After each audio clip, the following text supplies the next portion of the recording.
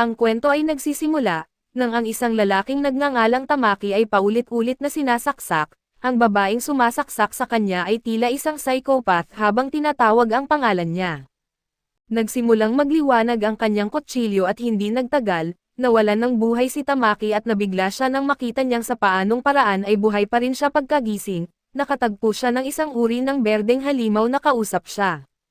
Binigyan siya nito ng pangalang Gabo at pinilit siyang pakainin ng isang malaki at nakakadiring insekto. Si Gabo ay masyado pang pagod para gumawa ng kahit ano kaya't muling nakatulog at nang magising siya kinabukasan, napalibutan si Gabo ng tinawag niyang mga pangit na berdeng sanggol at doon niya napagtanto na isa na rin siya sa kanila. Ito ang nagdala sa kanya sa conclusion na siya'y namatay at muling isinilang bilang isang walang magawang munting goblin. Makalipas ang 3 araw ay napagtanto ni Gabo na mas mabilis ang pagtanda ng mga goblin kumpara sa mga tao dahil marami na siyang pagbabago.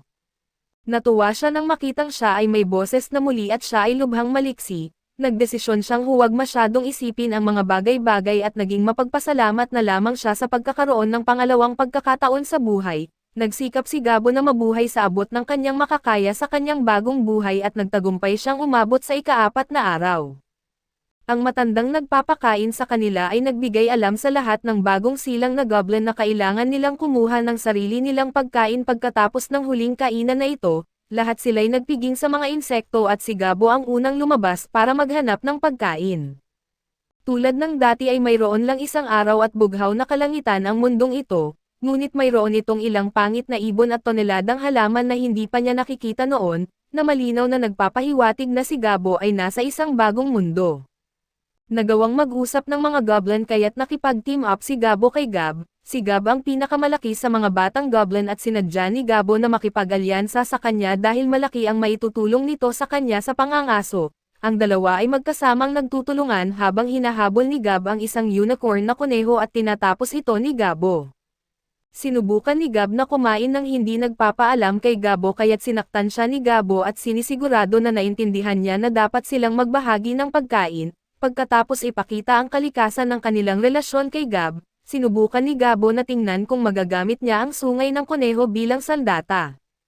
Bigla siyang nakakita ng kakaibang pananaw na nagsasabing nakuha ni Gabo ang sungay ng maliit na nilalang. Walang ideya si Gabo kung ano iyon pero nagpatuloy siya habang gutom na gutom si Gab at labis na nadama ni Gab ang emosyon habang kumakain. Umiiyak siya at nagpapasalamat kay Gabo sa pagtulong sa kanya na makakuha ng pagkain. Gusto lamang ni Gabo na kumain siya o umiyak na lang, ngunit hindi pareho at sa ika-5 araw ay muling nangaso ang dalawa ng kuneho ngunit ngayong pagkakataon, ginamit ni Gabo ang sungay bilang sandata at natukoy niyang ito ay lubhang kapaki-pakinabang. Tinanggal ni Gabo ang isa pang sungay at muli niyang nakita ang vision, binaliwala niya ito upang sila'y makakain ngunit pagkatapos ay may isa pang vision at sa pagkakataong ito, nakarinig si Gabo ng boses at sinabi sa kanya na natutunan niya ang kakayahang tinatawag na escape. Ang muling pagkakita nito ay nagkumpirma ng isang bagay na pinaghihinalaan niya, ipinaliwanag ni Gabo na sa kanyang lumang mundo siya ay ipinanganak na may bihirang kakayahan na tinatawag na absorption, na nagpapahintulot sa kanya na kumain ng halos anumang bagay at may tsansang makakuha ng mga katangian ng anumang kanyang kinain. Sa kabutihang palad ay tila dala pa rin niya ang kakayahang ito, ngunit sa kasawiang palad ay tila na-reset ang anumang iba pang kakayahan na mayroon siya sa kanyang nakaraang buhay at habang namamangha si Gab sa paghuli ni Gabo ng kuneho, naisip ni Gabo kung gaano siya kaswerte na sa lahat ng kanyang kakayahan, ang absorption ang kanyang nadala. Ito ay dahil sa mundong ito, maraming mga halimaw na nagkalat na may hindi makapaniwalang kapangyarihan at sa ika-6 na araw, isang babaeng goblin na nagngangalang Gomi ay namangha nang marinig na kumakain ang ating mga bida ng mga kuneho na may sungay. Hindi iniisip ni Gabo na malaking bagay ito ngunit binanggit ni Gomi na may isang taong kamakailan lamang ay nawalan ng buhay matapos matuhog ng isa sa mga kuneho na iyon. Alam niya na si Gabo ang namumuno at hinahangaan niya ito sa pagiging matalino, cool at malakas. Nagtataka si Gab kung ano ang iniisip niya tungkol sa kanya. Ngunit sa tingin niya ay ordinaryo lang si Gab at inalok siya ni Gabo na sumama sa kanilang susunod na pangangaso at pumayag siya, ngunit dahil umuulan kinabukasan, ipinagpaliban nila ang pangangaso sa araw na iyon. Pagkatapos ay nagpasya si Gabo na suriin ang imbakan ng grupo upang makita kung makakagawa siya ng bagong sandata, bumalik siya na may materyales para gumawa ng sandata ngunit hindi niya malimutan ang iba pang nakita niya sa imbakan, natagpuan ni Gabo ang isang grupo ng babaeng tao na bihag. Medyo halata ang dahilan ngunit mas gusto ni Gabo na huwag na lang isipin ito, ang matandang nagmasid sa kanya ay nagngangalang Gabi at siya ang lalaking responsable sa pagbibigay kay Gabo ng kanyang pangalang hindi pinag-isipan ng mabuti. Humanga ang lalaki kay Gabo at ipinaliwanag na maaaring mas mabilis siyang tumaas ng antas kumpara sa iba, hindi naintindihan ni Gabo ang ibig sabihin niya sa antas, kaya sinabi ng matanda sa kanya na tapikin ang kanyang ulo. Ginawa niya ito at inihayag ng boses na si Gabo ay kasalukuyang nasa antas 86, ipinaliwanag ni Gabi na sa sandaling maabot niya ang antas 100, si Gabo ay magiging isang mas advanced na anyo ng buhay. Nagdududa siya na magagawa niya ito dahil bihira itong mangyari, lumalabas na mabilis tumatanda ang mga goblin kaya't itong matanda na ito ay 20 taong gulang lamang at ipinaliwanag ni Gabi na babalik na ang iba, kaya makikita ni Gabo kung ano ang itsura ng isang evolusyonadong hobgoblin. Naglabas ng demonyong tawa ang matandang goblin habang iniisip niya kung anong uri ng biktima ang kanilang ibabalik sa pagkakataong ito. Sa ika-8 araw ay nangaso ang mga lalaki at sumama sa kanila si Gomi. Si Gab ang responsable sa backup habang lumalaban si Gabo sa gitnang saklaw at si Gab ang kanilang pasimuno. Ang kanilang 3 goblin na formation ay gumana ng mahusay at nakahuli sila ng mas malalaking halimaw. Masarap ang pagkain kaya't napaluha si Gabi dahil wala siyang kinain kundi prutas lamang at nang kumain si Gabo, nakakuha siya ng ilang katangian mula sa ahas kabilang ang resistensya sa lason at isang bagay na tinatawag na Evil Eye. Ito ay higit pa sa nakukuha niya mula sa ibang mga hayop kaya't malinaw na nasa ibang antas ang ahas na ito. Ang iba ay walang ideya kung ano ang pinagsasabi niya at nais ni Gab na kainin din ang ulo ng ahas at sa kasamaang palad, hindi niya ito magawa dahil ito ay nakalalasan at mamamatay ang iba kung kakainin nila ito. Nasasanay na si Gabo sa mga bagay-bagay ngayon, kaya ipinaliwanag niya na hindi mahalaga kung gaano siya kapangit, determinado siyang mabuhay sa mundong ito sa kanyang ikalawang buhay. Ang ika-9 at ika-10 araw ay pareho lamang na pangangaso subalit sa ika-11 araw, nagkamali sila sa pagtatangkang pumasok sa isang kuweba at muling nagamit nila ang kanilang pagtutulungan ng protektahan sila ni Gabo gamit ang kalasag, upang magamit niya ang Evil Eye sa umaataking mga paniki. Ito'y nakakapanghina sa mga paniki kaya't nanalo sila sa laban at nagpiging sila sa mga paniki at ito'y nagbigay kay Gabo ng echolocation kasama ng ilang hindi magandang katangian, nagpiging sila tulad ng dati, ngunit makikita natin na may ibang mga goblin na nagugutom habang pinapanood sila.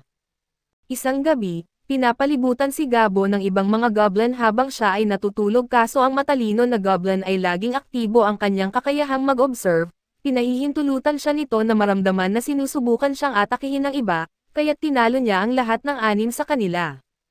Isa sa kanila ang mas nasaktan kaysa sa iba kaya't napagtanto ni Gabo na baka hindi niya naitama ang kanyang lason dahil siya'y nagmamadali. Plano niyang turuan ng leksyon ang natitira sa kanilang ngunit mas nagagalit si Gomi at sinimulan niyang sakalin ang isa sa kanila, kaya sinubukan siyang mapakalma ni Gabo.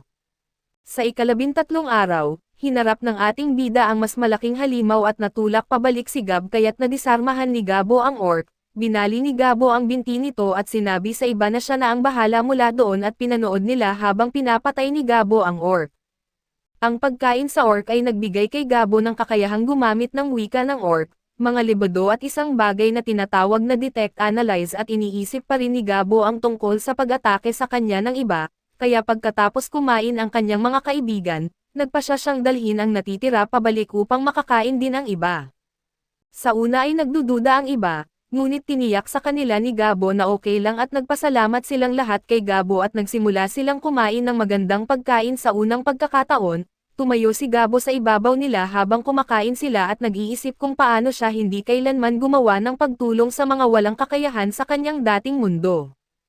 Halata na nagbago ang kanyang itsura mula nang dumating sa bagong mundong ito, ngunit nagtataka si Gabo kung may iba pa bang nagbago sa kanya at habang natutulog si Gabo, may isa pang vision siyang nakita at nabanggit nito ang tungkol sa kung paano nalampasan ng kanyang antas ang mga halaga at natugunan niya ang lahat ng espesyal na kondisyon.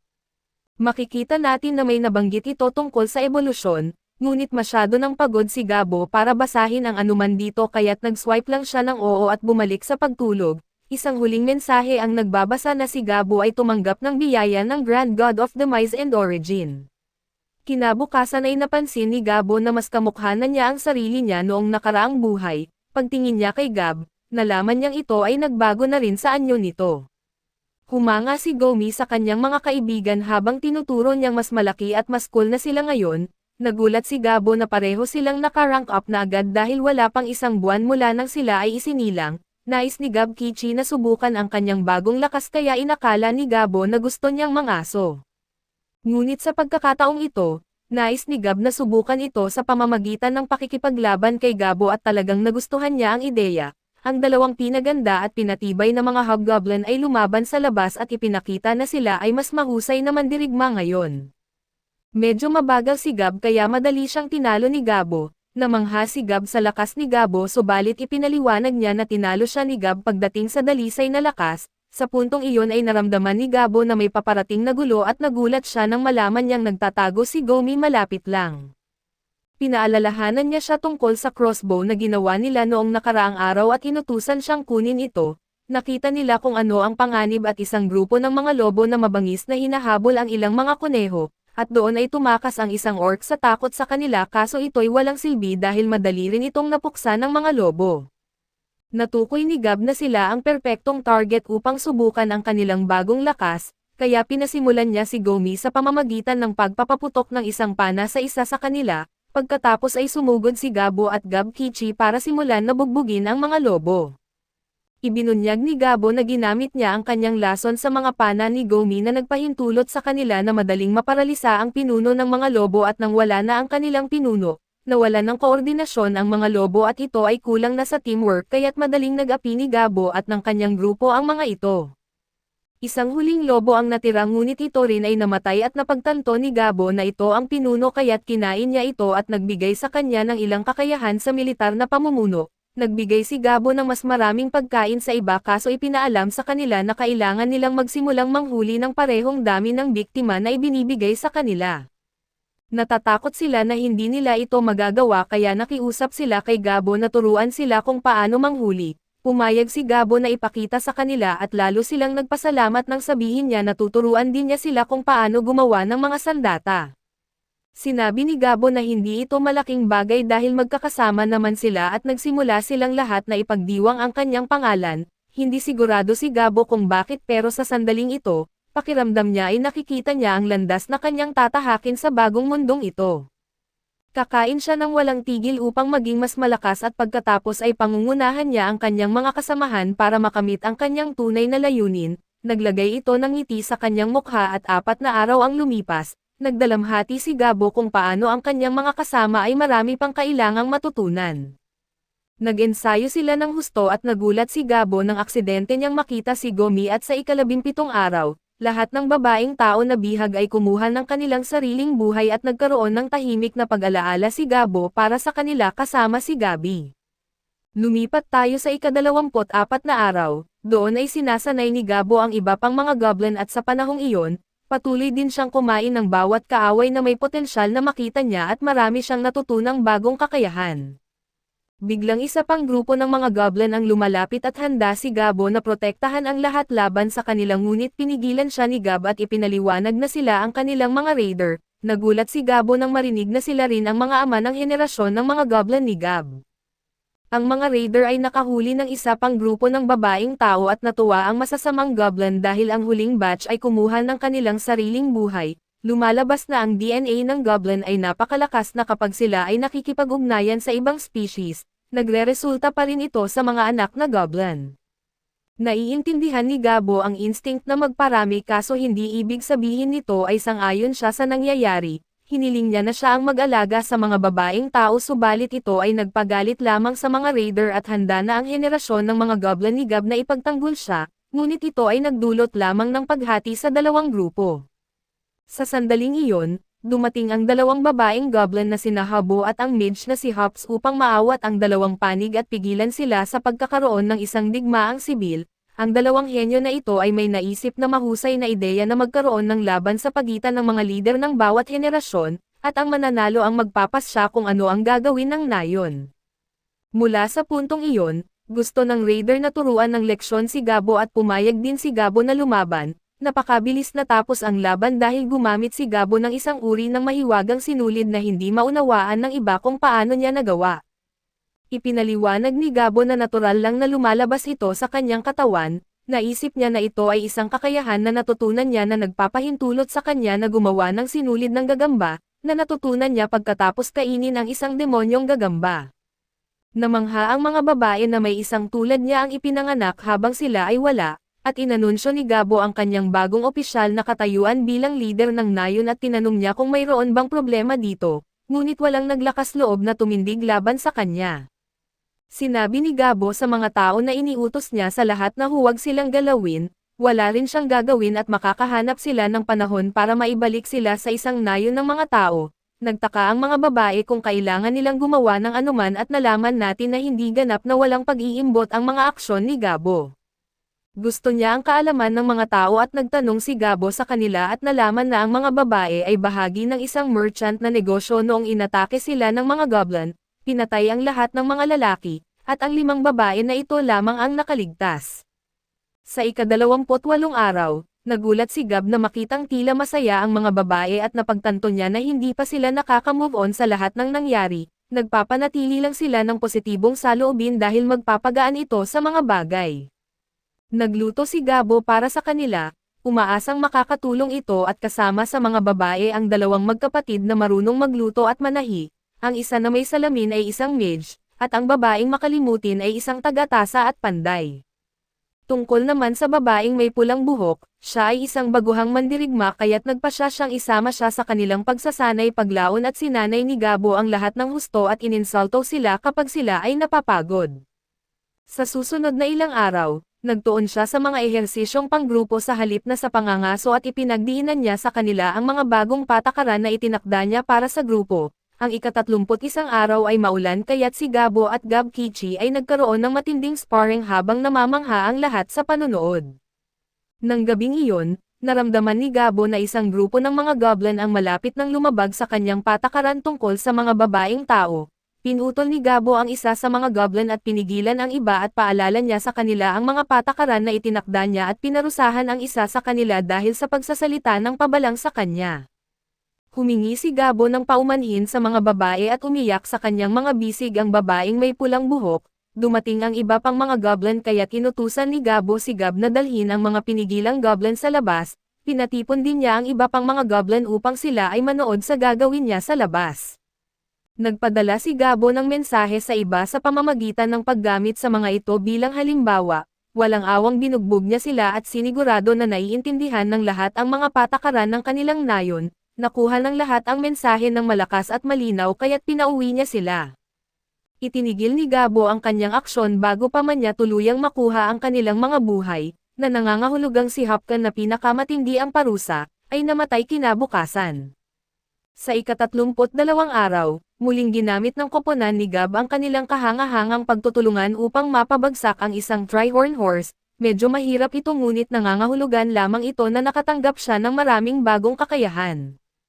Isa na rito ang Tri-Burst, na kahanga-hangang nagpapahintulot sa kanya na magpalabas ng 3 suntok sa isang atake lamang at ng gabing iyon, natulog ang babaeng may pulang buhok sa kama ni Gabo at napagtanto niya na ang insidente noong nakaraang gabi ay maaaring nagdulot sa kanya ng trauma. Pinagaan ni Gabo ang loob niya at pinayagan siyang makisama sa kanya sa pagtulog, ngunit paggising niya ay natagpuan niyang sumama rin si Gomi sa kanila at nalaman din nila na ang babaeng goblin na nagngangalang Gomi ay nagbago na rin sa isang hobgoblin.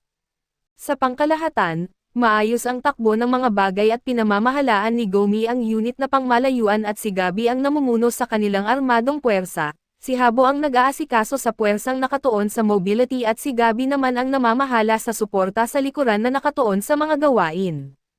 Si Hubs sana ang magiging kapitan ng kanilang mage force ngunit sa ngayon, siya pa lamang ang mage sa kanilang nayon at sa natitirang bahagi ng araw, ipinaubaya ni Gabo ang pagsasanay sa mga kapitan para makapangaso siya ng iba't ibang biktima.